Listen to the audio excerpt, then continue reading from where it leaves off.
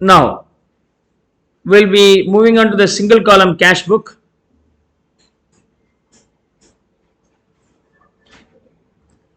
Illustration number 1. So here we have a receipts and payment, like it's very simple. Cash book. Cash book. From the following transactions made by Mrs. Kunitha Traders, prepare the single column book, cash book. So in the books of Kunitha Traders, I am going to prepare the cash book, that too single column. So cash book. Cash book will always be in the debit side. We will name this being receipt side in default, and in credit side we usually call this being payment side. Yeah, of course, payment is nothing but credit, receipt is nothing but debit. That way also you can understand by default. When it comes to the subsidiary book, we won't call that being the debit and credit, right? Now,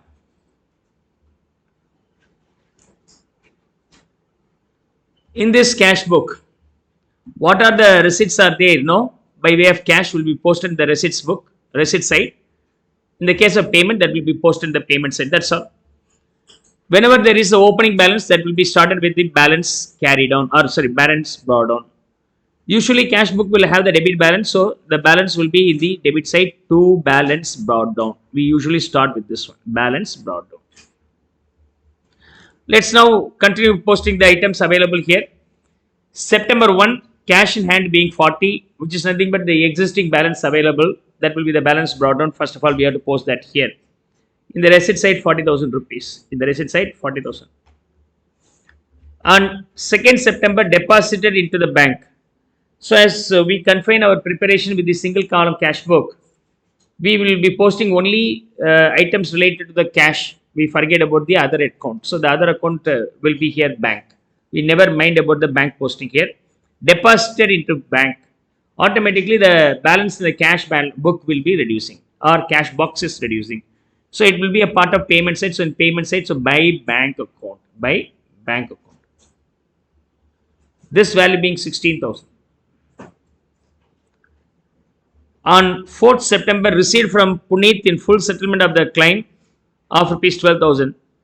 From Puneet, we supposed to receive 12,000 rupees, by received only 11,700. So in the receipt side, we have to write the Puneet's name. We received it from Puneet. In the amount column, we have to post 11,700. Never mind about that 300 rupees discount now allowed. That discount allowed will not be recorded to be, not required to be recorded here, as the cash book is only single column. If it is being double column, we can have one more column where that difference, 12,000 and 11,700, 300 rupees being the discount allowed, could have been posted. But here, of course, it's not required. On September 5th, cash paid to Rukmani in full settlement of claim of rupees 7,000. So we have made the payment. The real payment to be made to Rukmani as per the balance is 7,000, but we paid only 6,850. The difference between these two is discount receipt. Again, never mind about that. So I'll post that value here, Rukmani. By Rukmani. Right. This value being 6,850. 6,850. On 6th September, sold goods to Sudhir for cash. Sold goods for cash. Immediately we get this money, receipt side. We never mind about the name here. Once the cash transaction is there, the party's name is not required at all. So in receipt side, I'll put the value 14,800. 14,800. Okay. And in description, you have to write sales. Party's name is not a matter. On same date, 6th September, paid quarterly insurance premium on policy for proprietor's wife. Come on. This value should be in which side? In the payment side, 2,740. Come on, tell me. What are you going to write in the description? Huh? Drawings account. Okay, whatever the payment may be for the owner's requirement, personal requirement, everything will be grouped in drawings only.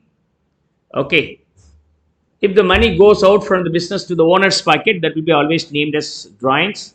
Whether the owner uses it for whatever the purpose is not a matter for us. Rather than I give it to the owner and he spends, the owner directs me to directly settle that money for the owner's personal expenses. If I am making any payment for the owner's personal expenses, never mind, it is also drawings because it's routed through the directions of the owner and the payment is used for the owner's personal purpose. Any payment is meant for the owner's personal purpose will always be named as drawings only, should not have any confusions. Is that okay? The description matters here, drawings. On 7th September, purchased office furniture. Purchased office furniture and then there should be a payment. So in payment side, office furniture, office furniture. Right. This value being 8,000. This value being 8,000. And the same date again we purchased stationery, paid cottage. These two again being the payment only. I put that value in the payment side as stationery and cottage. Am I going to write the purchases? No. So I am going to write that as furniture and stationery only. Stationery only. So stationery here. Okay. So we have purchased office furniture and stationery. All these things are named in the same office furniture and stationery. Sometimes if the goods are purchased for the resale, then that may be named as purchases. But here it's not goods. The office furniture is for the company's personal requirement. Stationery is for the personal consumptions, company's official consumption, whatever it may be. Should always be charged in the same name, stationery count here. The value being 1,700. The value being 1,700. Is that okay? Hope so you could understand. And 10th September, paid Kamal, discount allowed by him 200. We never mind about the discount. The original payment made to Kamal is 6,800 net of the discount. Should be posted in the payment side, Kamal. Payment side, Kamal. By Kamal. The value being 6,800. 6,800. On 11th September, received from Gurmeet, discount allowed to him 500, never mind that. So we have received, so put the value 14,500 in the receipt side. In description, the name of the party from whom we received should be recorded. So Gurmeet. Gurmeet. Yeah, I missed the cottage. Okay, get back. I will get back.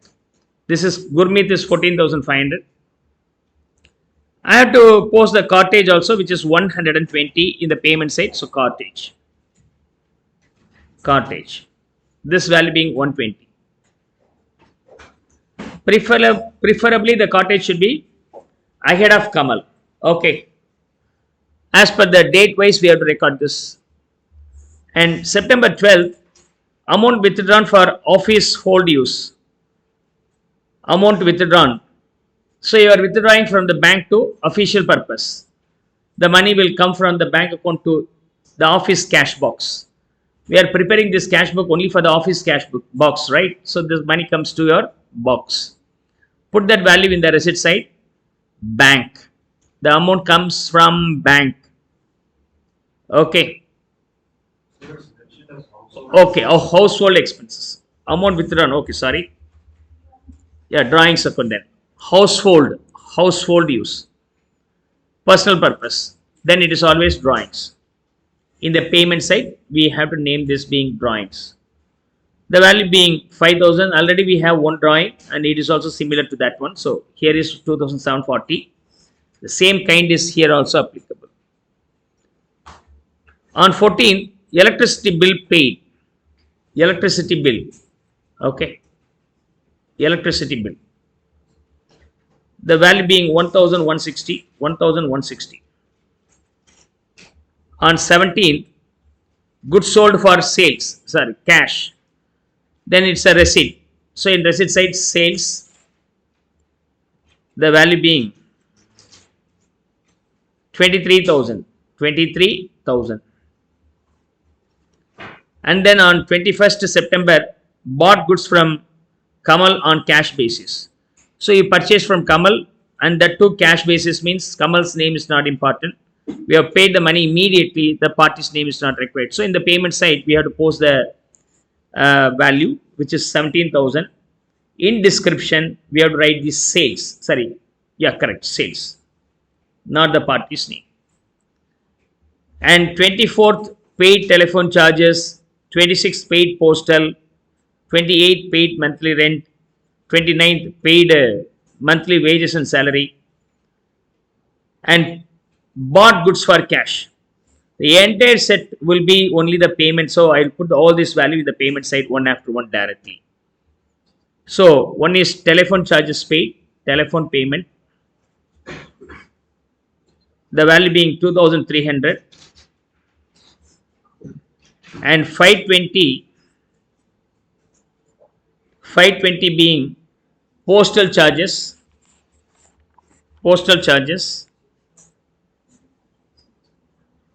520,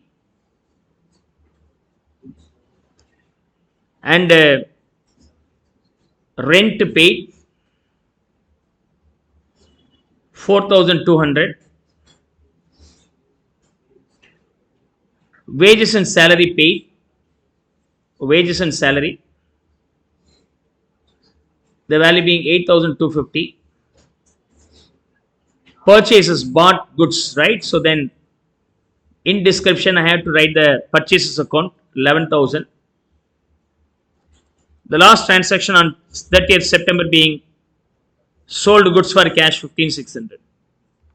So in the receipt side, sales being 15,600. 15,600. Now total this. Where? Okay. This one is purchases. Sorry, I stand corrected. This one is purchases. Now come on, total this. In the receipt side, the total being 1,19,600, 1,19,600, and you will get the balance. So balance carried on here being, hope it is 27,960. Verify this and let me know. And I'll rewrite here being the balance brought down 27,960. Okay.